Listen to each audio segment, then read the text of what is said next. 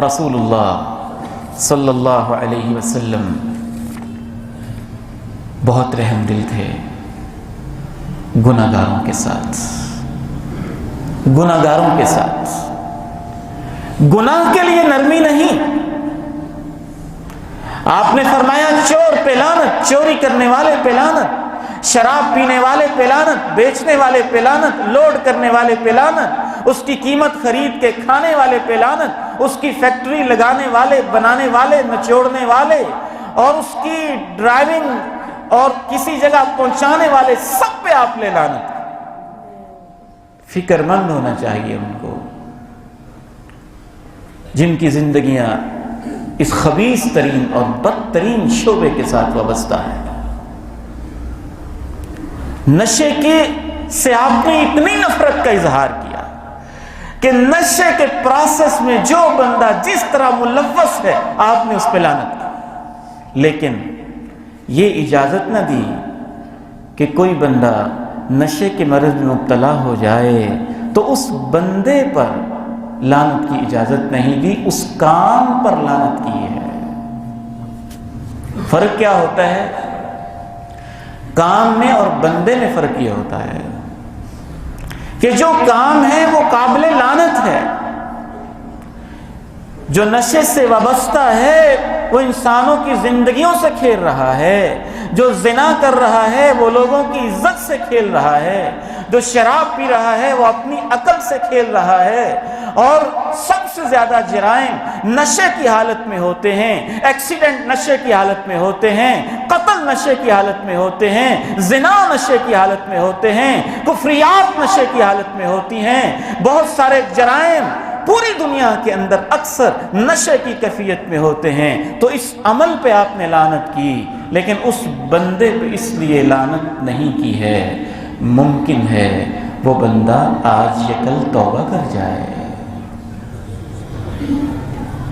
وہ اللہ کی طرف پلٹ آئے۔ یہ صحیح بخاری کی حدیث ہے، صحیح بخاری کی حدیث ہے۔ اصح الکتب بعد کتاب اللہ، قرآن مجید کے بعد صحیح ترین کتاب۔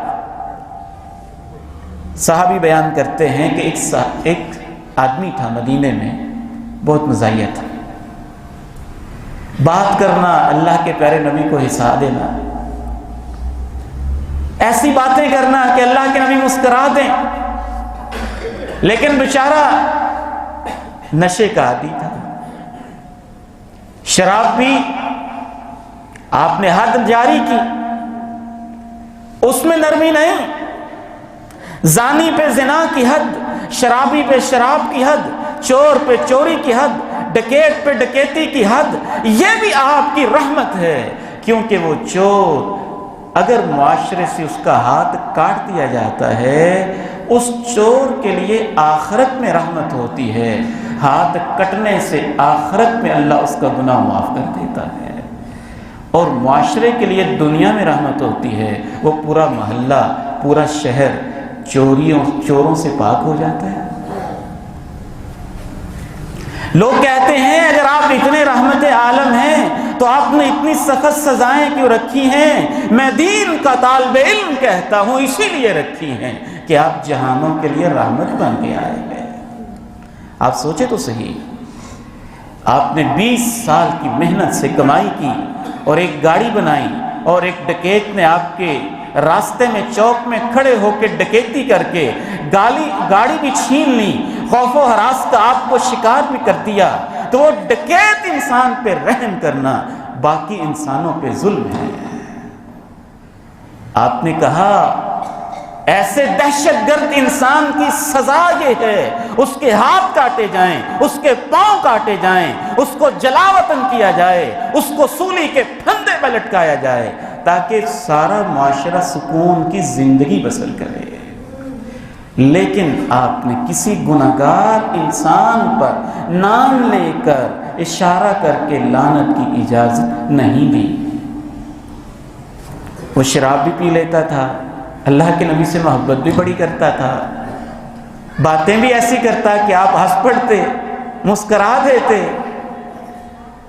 ایک دفعہ حد نافذ ہوئی، اگلی دفعہ اس نے پھر پی لی۔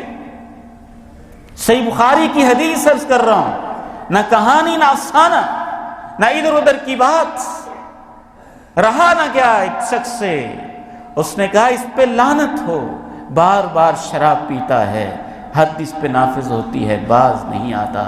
آپ نے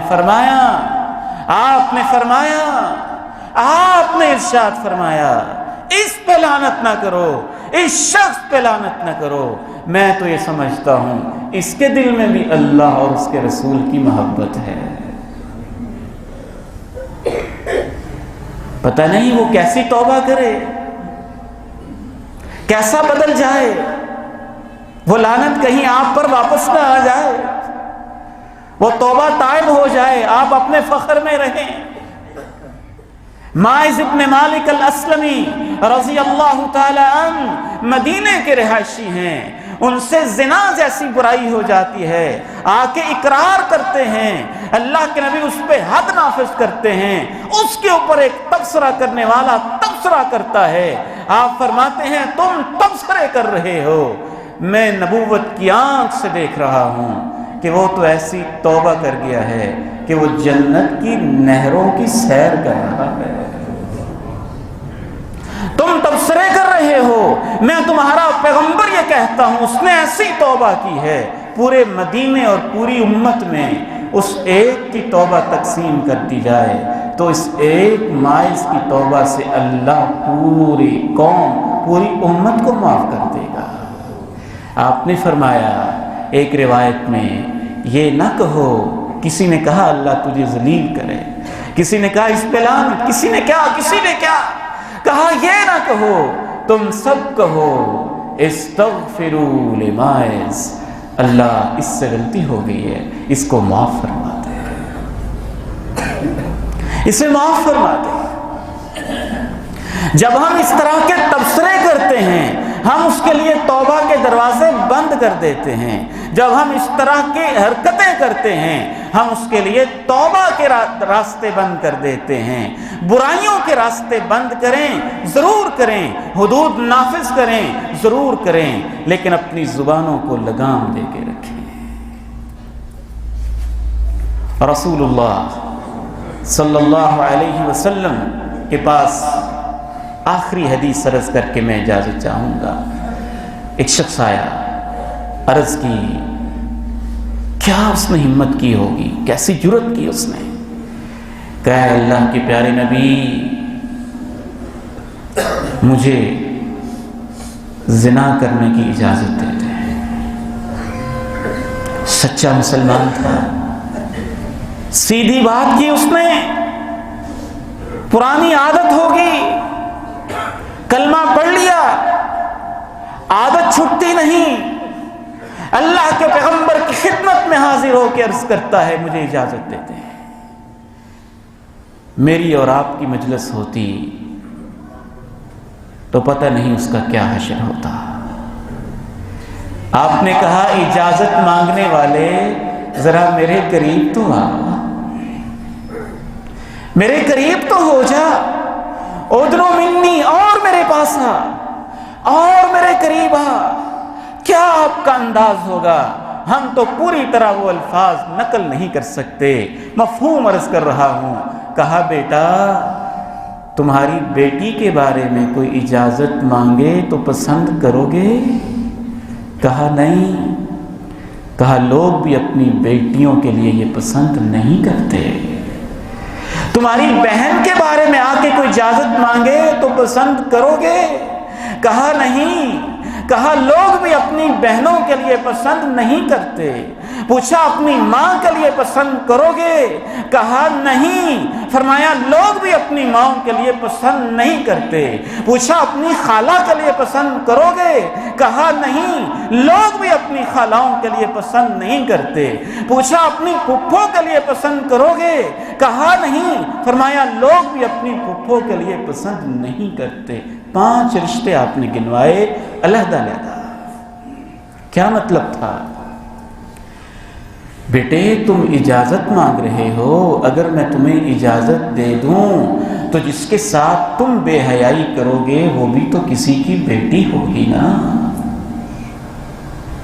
کسی کی خالہ، کسی کی پھپھو، کسی کی ماں ہوگی نا، کسی کی بہن ہوگی نا، کیسا اس کو شوق لگا ہوگا، کیسے اس کو سمجھ آئی ہوگی۔ پھر اللہ کے پیارے نبی علیہ السلام نے اس نوجوان کے سینے پہ ہاتھ رکھا۔ اس ہاتھ میں کیا ٹھنڈک ہوگی جس کے بارے میں صحابہ کہا کرتے تھے، اللہ کی قسم ریشم سے زیادہ اس پیغمبر کا ہاتھ نرم ہوتا تھا، کستوری سے زیادہ خوشبودار ہوتا تھا۔ آپ نے یوں اپنا ہاتھ رکھا اس نوجوان کے سینے پہ، اللہ سے کال ملائی، کہا اللہم طہر قلبہ واغفر ذنبہ وحسن فرجہ۔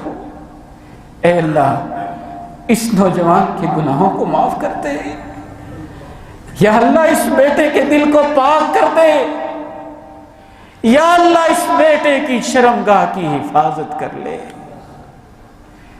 دعائیں دیا کریں، لانتے نہ بھیجا کریں، سمجھایا کریں، ہر وقت تھانے دار بن کے نہ رہا کریں۔